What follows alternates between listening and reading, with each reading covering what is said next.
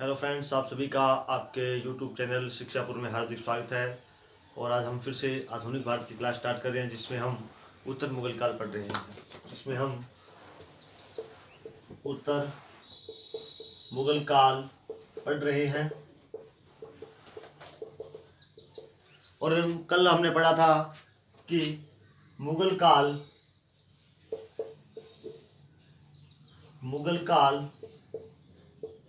के पतन के कारण, कल हमने मुगल काल के पतन के कारण पढ़े थे। और आज हम इस उत्तर मुगल काल को स्टार्ट करने जा रहे हैं। तो जिसमें हम सबसे पहले बहादुर शाह को देखते हैं। बहादुर शाह ये कौन थे? तो ये औरंगजेब के एक पुत्र थे, जिसे मुअज्जम कहा गया था।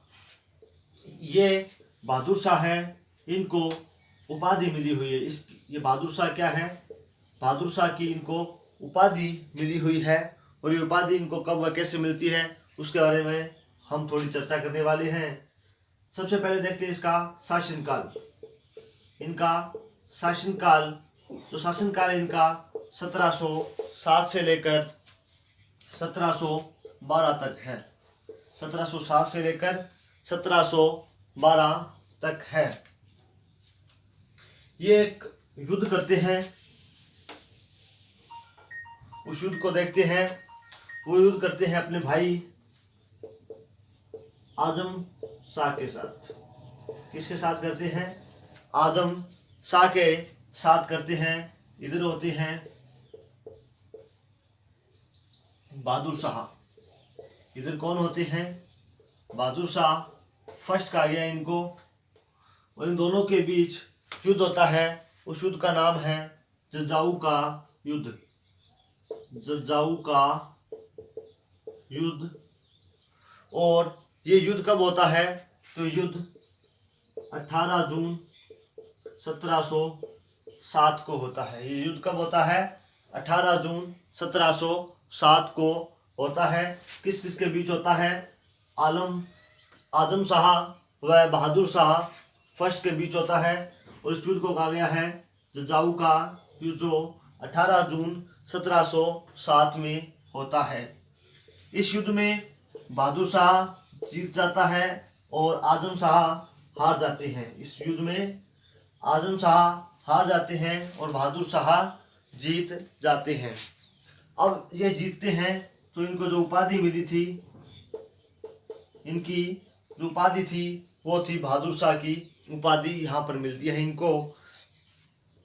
ठीक है। जब ये अपना शासन के युग कहीं सिंहासन पर बैठते हैं तो इनकी उम्र थी वो 65 वर्ष की उम्र थी। इनकी उम्र कितनी थी? तो इनकी उम्र थी 65 वर्ष की उम्र में ये अपना शासनकाल स्टार्ट करते हैं। ठीक है।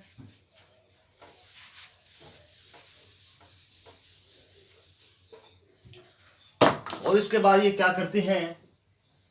ये सबसे पहले अपने पिता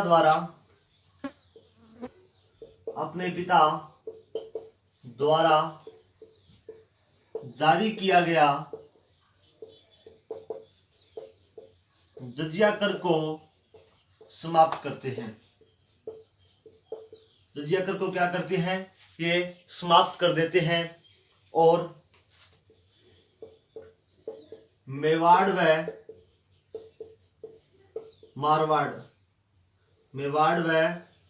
मारवाड़ की स्वतंत्रता को स्वीकार करते हैं। ये मेवाड़ व मारवाड़ की ये स्वतंत्रता को स्वीकार करते हैं। उसके बाद इसकी मृत्यु देखते हैं कि इनकी मृत्यु किस प्रकार होती है। तो एक सिख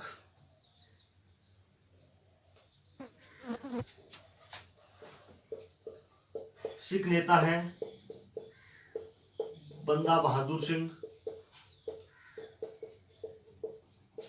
इनके साथ युद्ध के दौरान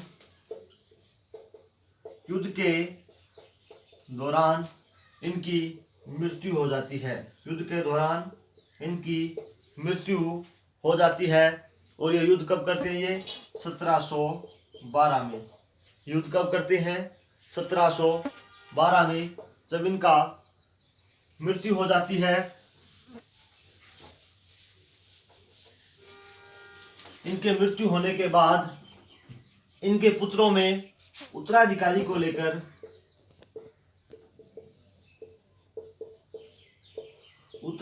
को लेकर युद्ध स्टार्ट हो जाता है। क्या हो जाता है? युद्ध स्टार्ट हो जाता है, जिसके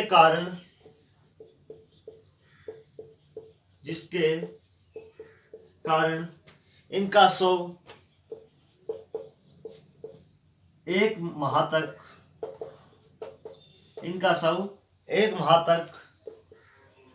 बिना दफनाए पड़ा रहता है। क्या हुआ कि ये मर गए 1712 में, तो उसके बाद इनके पुत्रों के अंदर उत्तराधिकारी को लेकर युद्ध होता है, जिसके कारण इनका शव है वो एक माह तक बिना दफनाए हुए पड़ा रहता है। ये अपने शासन को लेकर इतने लापरवाह थे कि लोग इन्हें क्या कहने लगे? साहे बेखबर। अपने शासन को लेकर इतने लापरवाह थे कि लोग इन्हें साहे बेखबर कहने लग गए। तो बहादुर शाह के बारे में इतनी इंपॉर्टेंट जानकारी है जो आपके अक्सर एग्जाम में ली जाती है। और इसके बाद करेंगे जहांदार शाह।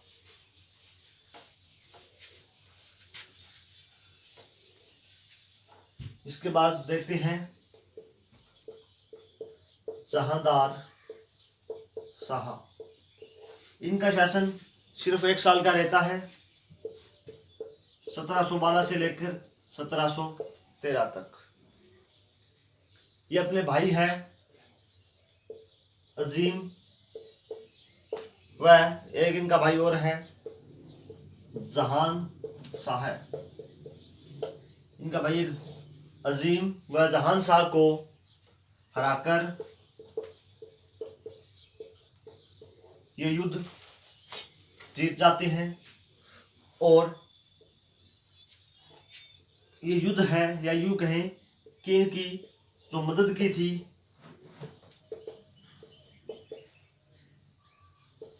वो थे एक ईरानी आदमी थे, उनका नाम है जुल्फ़िकार खां। ये ईरान के या ईरानी के एक अमीर आदमी हैं, जिसकी मदद से ये अपने दोनों भाइयों को हराने में मदद करते हैं। और उसके बाद जहांदार शाह को सिंहासन पर बिठा दिया जाता है।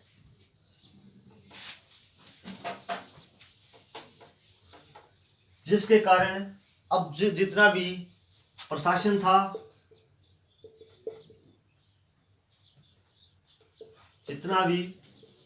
था वो इस जुल्फ़िकार खां के निर्देश में होता था। यानी ये जैसे चाहता था उस प्रकार, यानी एक प्रकार से ये जहांदार शाह इसकी कठपुतली बनकर रह गया था। और हमने कल मुगल साम्राज्य के पतन की बात की थी, तो जिसमें कहा कि अमीरों का बाधा डालना, जिस प्रकार हमने यहाँ पे देखा कि वो इनके शासन में बाधा डाल रहे हैं, ठीक है। तो इस प्रकार से अमीरों ने इनके बीच आए। और अब देखते हैं कि जहांदार शाह ने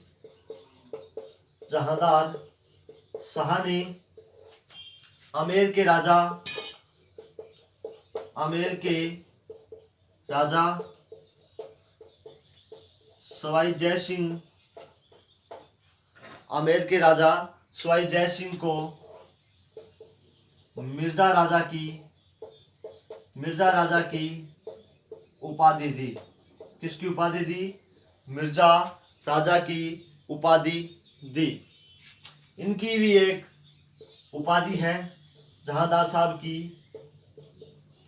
इनकी भी एक उपाधि है, वो है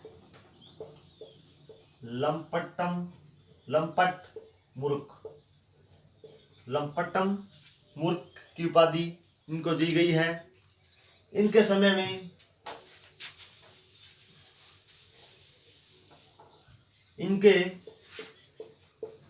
में बुरासल था, उसकी वसूली के लिए इन्होंने ठेके पर दे दी। कैसे दे दी? ठेके पर दे दी, जिसके कारण इनके समय में किसानों पर अत्याचार स्टार्ट हुए, यानी उनकी स्थिति कमजोर होगी किसानों के इनके समय में। तो आज की क्लास में इतना ही, और आने वाली कल की क्लास में। थैंक यू, धन्यवाद। अगर आपको ये वीडियो पसंद आ रही है तो आप अपने YouTube चैनल शिक्षापुर को सब्सक्राइब करें और ज़्यादा से ज़्यादा इसको शेयर करें। अगर इसमें कोई कमी है तो आप प्लीज़ कमेंट करें। अगर आपसे कोई क्वेश्चन है तो भी आप प्लीज़ कमेंट करें। धन्यवाद।